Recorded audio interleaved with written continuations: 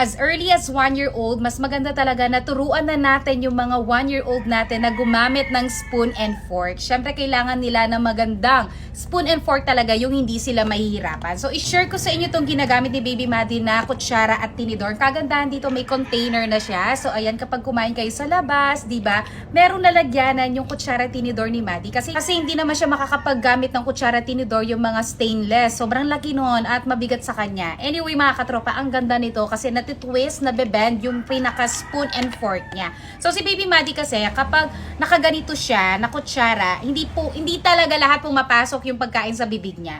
So, ang ginagawa ko is, iniikot-ikot ko pa sa kamay niya. Pero eto, hindi mo na kailangan pag-ikutin mismo yung kutsara tinidor. Kasi, eto mismo, nabebend siya. Ayan o. Diba? Nabebend siya.